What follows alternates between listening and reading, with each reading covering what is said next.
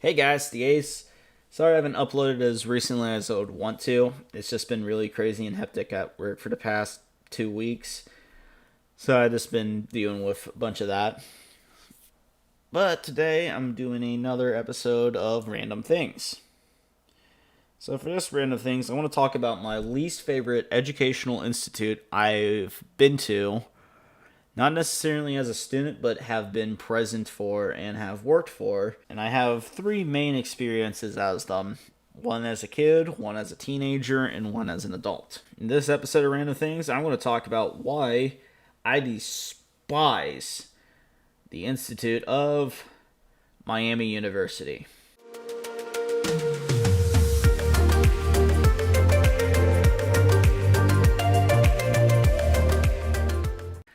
Alright, so why do I hate Miami University so much? As I said, I've had three main experiences with Miami University: one as a kid, one as a teen, and one as an adult. So, first, I'm going to start as a kid. Now, before I get into the experience as a kid, I want to set up a little bit of the stage for a little bit of backstory about me.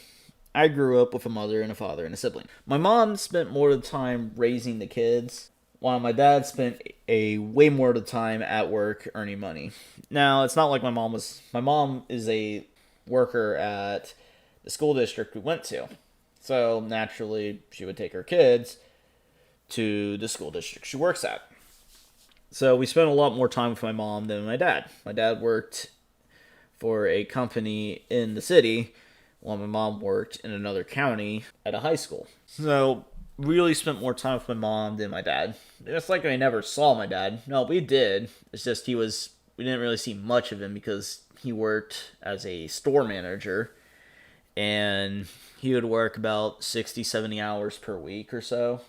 Probably not that much, but he worked a ridiculous amount of time to where he would just basically eat a meal and then go to bed because he was just so wiped out at the end of the day. I didn't really understand that, so I didn't really see much of him as a kid, and they didn't really explain to me what he did because I just probably wasn't old enough to understand why he was doing that all the time. The reason I'm saying this is because in around 2010, my mom decided to go back to school to get a PhD, which my dad was incredibly supportive of.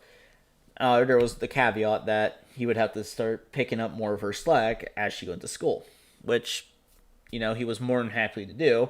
And me and my sibling were really happy because my father was a pretty good father. My mom was a good mother. We had really good parents. And why wouldn't you be excited to see more of your father? However, what that translated to was my sibling and my father spent more time because my sibling played select soccer as a kid. And they were pretty good. And they actually went on to college, I think like a D3 school or so, to play soccer. And they're still really good at soccer. However, that really meant more time of either I have to go with them and waste my time at a soccer field with nothing. And keep in mind, I didn't have a smartphone yet. I didn't really have a smartphone until about 2014. No tablets, none of that kind of stuff. It was just, homework or, go play with some toys and stuff at home. I mean, we had video games and stuff, but my parents were kind of strict with the video games and stuff and watching TV. They would rather me read books. What I spent most of the time doing is playing with Legos and just building and destroying shit. And that's what I liked to do. And what that meant was I was spent more time at home alone as my mom went to school. And I had no problem with that because I was a fairly responsible kid. They know, the simple rules of there's food in the kitchen, you know how to cook, don't burn down everything, don't answer the door to someone you don't know. Actually, at this turn too, don't answer the door at all, just pretend you're not home. Don't do anything stupid, and we'll be back around 7, 8 o'clock at night. So that left me about 3 to 4 hours of this alone time. And we only had like a pet cat at this time. It was later before we got a dog. But the pet cats we had were pretty independent. I just had to check to make sure they were fed and let them out occasionally. However, there were some times my dad had to take my sibling across the city to go play soccer games or go to soccer practice and stuff. And my mom just could not have the time to drop me off at our house. Now, our house was quite a while from our school district. for the magnitude of reasons. But for the sake of the story, I couldn't go home. So I had to go with my mom to Miami. And there was one experience I had, and this was 2011. The reason I remember that was because Portal 2 was a brand new game that came out in 2011. And I remember seeing the adverts on like Cartoon Network when we watched Looney Tunes. So it was 2011, and usually I went to the media center and just played on the computer all the time after I did my homework. And I always did my homework. You know, my mom worked at a high school and worked in the school district we went to. If we didn't do our homework or, misbehaved in class, not only was it trouble for at school, but it was like triple trouble at home because our mom would punish us. Not like corporal punishment or anything, but, the absolute disappointment or just take away our games or our stuff, regular stuff of, oh, you failed this, you get your video games taken away for a week. We didn't like that very much. Me and my sibling did not like that very much. So that made us more responsible. So I always got my homework done, but I got it done pretty fast. So I had still 2 hours of free time. And one time my mom took me to a gaming room where they had the Xbox 360, and she had to go to class. So I was basically alone in the gaming room. So I found Portal 2 and I saw, oh, the two robots are right here. There's the robot jumping between the portals, which now I realize is going to be infinitely jumping between them until the blue robot shoots them down. No, I don't remember their names. I was a kid, I barely remember this game. I saw that and I was like, oh, let's play this. Then I started playing Portal 2. Then there's this rich, high and mighty asshole that shows up. And he walks up and he says kids shouldn't be playing games with violence and guns in them. I'm like, what are you talking about? This is Portal 2. This is a bunch of robots. They're shooting portals to solve puzzles and escape an evil robot overlord. And I don't know, he wanted none of this. And he started lecturing me about violence in video games and stuff, which I've heard about.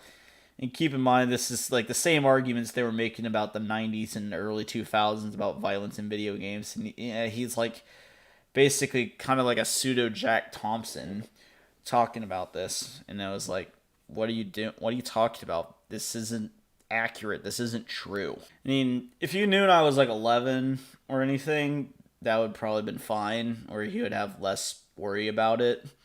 But I looked like I was 8 or 9 years old at the time because I hadn't reached puberty yet and I was still kind of small. I wasn't a midget or anything. I was just small for my height. Now, I know I shouldn't associate that one asshole to everyone else, but as a kid, I had one bad association I had with the Miami students, the one that's high and mighty and acts like he's so much better than everyone else and wants to lecture me about what games I should and shouldn't play. That kind of made me, upset, going oh, great, all these guys are assholes now, even though I guarantee you that's not true. So that's kind of my experience as a kid, was I had a really bad experience with the high and mighty student, and I assumed everyone else was as a kid, because I didn't really meet anyone else. I wasn't interested. Now, the second part of the story comes when I was a teenager. We were touring around different colleges, different people were coming up, we were having college fairs, and we were deciding what schools I should apply to because I wanted to go to college. So one of the schools that showed up was Miami University, and we talked about it because in my school district there was a satellite campus for them. I've been to the satellite campus before, and we talked about the conservatory and about plants and stuff, which I found interesting. So that is a positive experience I had.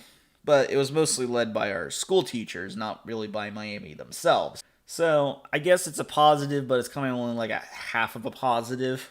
That is about really the only good experience I had at Miami.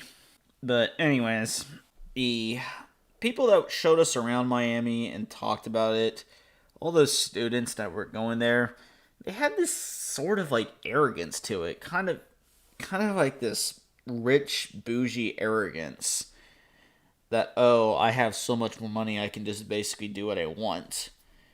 that kind of attitude. Now remember, as a kid, I did have that one bad experience with that one student that wanted to act like he was so high and mighty. So when these people started talking and having this type of arrogance, my mind immediately went back to my first encounter, my first impression, and it only subconsciously confirmed that. And it kind of made me wonder, why do they display themselves as this? Then I did more and more research about them. They like to call themselves a public Ivy League university. And knowing about Ivy Leagues, I don't want anything to do with them. Ivy Leagues are like Harvard and Yale. The schools with a very, very low acceptance rate. Basically, you're only going to get in there if you know people, if you're either super rich or you know people that are in Harvard, Yale, Princeton, all those universities. Or you're like incredibly smart with giant fucking air quotes. Basically, are you good at taking tests? And can you like prove your worth? And as you can no doubt tell by the first episode of this series, I was not very good at taking tests. That kind of shot everything down in the foot. But regardless, that was kind of my other second experience with them. Was just another thing is just, I just don't like these people, and they just seem rich and arrogant.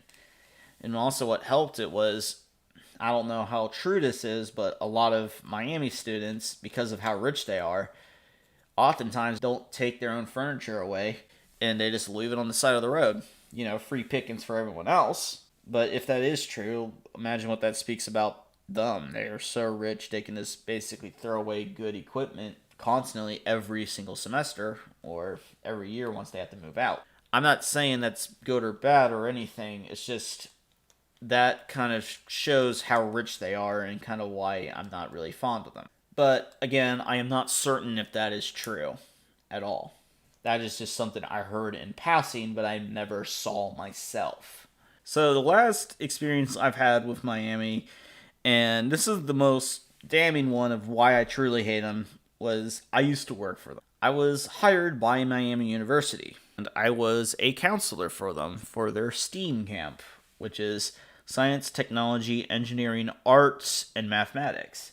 Basically STEM plus arts. Now, the whole concept of it is something I actually agree with, because there's this whole argument against how STEM is kind of like taking over and kind of killing creativity in a way, which I can see. I don't entirely agree with it, but I can see why people are saying that.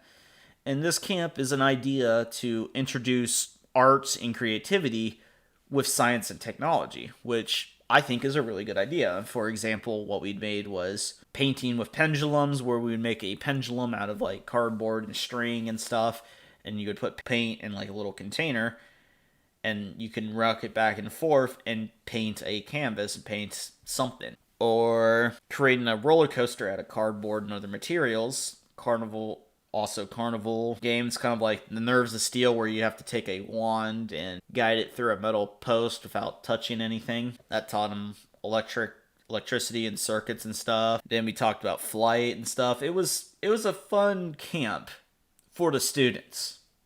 However, I worked as a counselor, and the worst part of it had to be Miami University. Make it next to impossible to get hired, made it really difficult to get anything done, and then delayed my payments to the point where I basically ran out of money in my accounts before I managed to recover. So let's start with the worst one. So about 2 weeks in, I had a lot of bills coming due. I needed to pay off things, and I was expecting them to pay me on time, because they flat out admitted, hey, we got everything cleared for you. You should be receiving your paychecks on Tuesday. Tuesday came and nothing showed up. And so needless to say, I was super pissed off. And I almost just left my job right then and there, because there was another job I have been doing. I hadn't really gone there because I was still in school, and I wanted to do this. But then I realized, well, this was a bad idea. I need to get out of here. I need to get something else. But they convinced me to stay, and eventually they did pay me. Yeah, measly $400 after working more than 40 hours a week. So I was making about $10 an hour. Oh, also with no benefits, because I wasn't technically a full-time employee. Not that I would have taken the benefits anyways, but still, it's the principle that I'm more upset by, not the actual outcome. So that was the main thing that really killed my faith in Miami. And then there was also just dealing with them in general. Just getting hired was, they made it way more painful than they fucking had to have made it. And the worst part of it was just the computer aspects of it, where I had to keep signing documents, signing my different accounts and stuff. Like, they kept on yelling at me for not having a banner ID, and I'm like, I'm not a Miami University student. Why would I have any of this information? This is fucking pointless. Why can't you just give me my information? You have me in the system. I fucking got hired for you. You're saying, no, you have to sign in using your Miami account, your banner ID, everything. I'm like, I don't have any of those. I am not a student. Which was different because there was 8 of us counselors, and I was the only one that was not a Miami student. And I made my vocalizations about Miami pretty clear of why I didn't like them from the start, and it just only got worse and worse. So while everyone else got their stuff completed, I had to go to the computer lab where I had to deal with another arrogant asshole saying, why didn't you just put in did you put in your passwords correctly? I'm like, yes, motherfucker, I did put my passwords in, and I copied and pasted it from my email browser into the box, and it still doesn't work. And then he does, and he's like, wow, this isn't working. I'm like, oh, yes, thank you, smartass. Anything else you want to talk about? So that was infuriating to deal with. It just really kind of made me lose any faith I had in Miami to begin with. Now, I get this could be just a fringe thing. You know, it's not a common experience. I just had a particularly bad one. Oh, also, you didn't go to school there. Yeah. The thing was, other people didn't make me want to go to school there. Also, I looked at the price. Yeah, they're fucking expensive for the same degree I could get at Wright State for about half the price. I don't care. It was terrible. My experience with them, just dealing with those people, dealing with everything about Miami was horrible. It will forever stick with me as the worst experience I've ever had at an educational institute. Bar none. Hell, I even applied to Ohio State, and Ohio State was a little infuriating to deal with, but at least they didn't prevent me from actually accessing any of my stuff, or didn't put up a bunch of red tape for me just to talk to anybody. Oh, and there's a fun little coda here. When I had to file my taxes in 2022, they didn't send out a W-2. And I filed them, and then I realized, oh shit, I forgot to report this income, you know? I don't think the IRS would have cared, but still, it ate away at my soul, and I had to file a tax addendum. Well, the problem was, I just could not get into contact with Miami for like multiple weeks during school days. We're trying to access any of the things, and they're like, oh, we can't send you the W-2 over the phone. I'm like, can you just fucking mail it to me then? Oh, no, you can only access it on the computer. Okay, could you just send it via a secure email or something like that? You know, I have BitLocker. I have a lot of things. You can securely send this document over, and then you can destroy it. But no, they just wanted to be an absolute pain in the ass with everything. And it took me way longer than it should have ever taken to get a fucking W-2 so I could file my taxes. Now, I still had like a solid month before taxes were due. This was like in March. So I still had plenty of time, but, you know, again, it's the principle of the matter. So that's why I hate Miami University. I had a really bad first impression as a kid with that one high and mighty student. As a teen, that was only just confirmed by hearsay and actually dealing with some of these people in person. And then when I actually went to work for them, the university itself was just fucking terrible just to work and navigate around. Then just trying to get my final tax form so I can wash my hands at this institution was also just painful. So that's the reasons why I do not like Miami University, and I will hold it in the highest regard as my least favorite university. Anyways, guys, I hope you did enjoy this little video. I enjoy making these type of things, and I get to share some things about me with you guys and have an actual reason to. I don't think anyone cares, but hey, if any of you agree or disagree, you can comment it down below. I do read pretty much all the comments, and I will reply to most of them if I see fit for a response. But yeah, guys, I hope you did enjoy it. If you did like this, please leave a like and subscribe if you want to see videos similar to this. See ya.